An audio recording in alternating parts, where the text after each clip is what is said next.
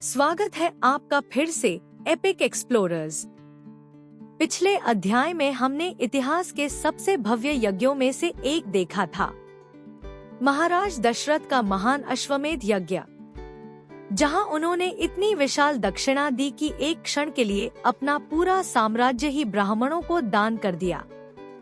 यज्ञ सफलतापूर्वक संपन्न हो चुका था, लेकिन जब पृथ्वी पर महाराज दशरथ पुत्र प्राप्ति के लिए प्रयास कर रहे थे, उसी समय स्वर्गलोक में एक ऐसा संकट जन्म ले चुका था जो तीनों लोकों को विनाश की ओर धकेल रहा था। आज हम बालकांड के 15वें अध्याय में प्रवेश करेंगे, जहां देवताओं की एक गुप्त आपातकालीन सभा बुलाई जाती है और स्वयं भगवान विष्णु एक ऐसा निर्णय लेते हैं जो संपूर्ण इतिहास बदल देता है। तो चलिए कथा आरंभ करते हैं। महर्षि ऋष्यशृंग ने महाराज दशरथ से कहा, अश्वमेध यज्ञ संपन्न हो चुका है। अब मैं अथर्ववेद में वर्णित एक विशेष यज्ञ करूंगा, पुत्रेष्टि यज्ञ। यह वह यज्ञ था जो विशेष रूप से पुत्र प्राप्ति के लिए किया जाता था।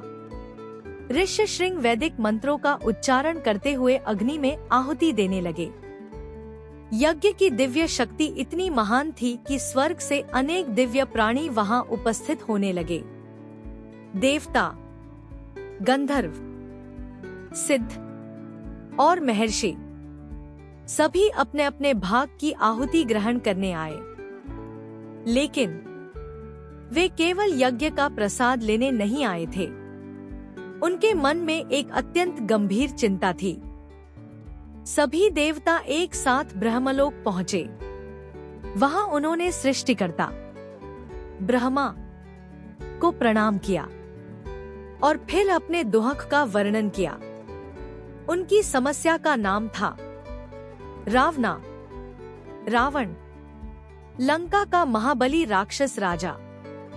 वह केवल शक्तिशाली नहीं था, वह लगभग अजेय बन चुका था। ब्रह्मा से प्राप्त वरदानों के कारण कोई देवता उसे पराजित नहीं कर सकता था। देवताओं ने व्याकुल होकर कहा, इस राक्षस ने तीनों लोकों को आतंकित कर दिया है। उसने पृथ्वी के रक्षकों को पराजित कर दिया है, यहाँ तक कि देवराज इंद्र को भी अपमानित किया है। रावण का आतंक इतना बढ़ चुका था कि प्रकृति भी उससे भयभीत दिखाई देती थी। सूर्य मानो उसके आदेश का पालन करता था, वायु शांत हो जाती थी और समुद्र भी उसकी उपस्थिति में स्थिर हो जाता था। देवताओं की बातें सुनकर ब्रह्मा कुछ क्षण मौन रहे, फिर उनके चेहरे पर मुस्कान उभरी। उन्होंने कहा, रावण ने स्वयं अपने विनाश का मार्ग तैयार कर दिया है। सभी देवता आश्चर्यचकित रह गए। ब्रह्मा ने समझाया, जब रावण ने अमरता जैसा वरदान मांगा था, तब उसने यह सुनिश्चित किया था कि देवता, गंधर्व, यक्ष और दानव उसे कभी ना मार सके। लेकिन अपने घमंड में उसने एक बहुत बड़ी गलती कर दी। उसने मनुष्यों को तुच्छ समझा, इतना तुच्छ कि उनसे सुरक्षा मांगने की आवश्यकता ही नहीं समझी। तब ब्रह्मा ने घोषणा की, रावण का वध केवल एक मनुष्य द्वारा ही संभव है।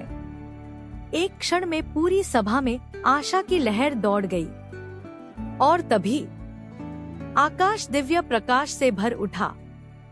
स्वर्गीय वीणाएं गूंज उठी, सुगंधित पुष्पों की वर्षा होने लगी, क्योंकि वहां प्रकट हुए विष्णु, पीतांबर धारण किए हुए, हाथों में शंख, चक्र, गदा और पद्म लिए हुए।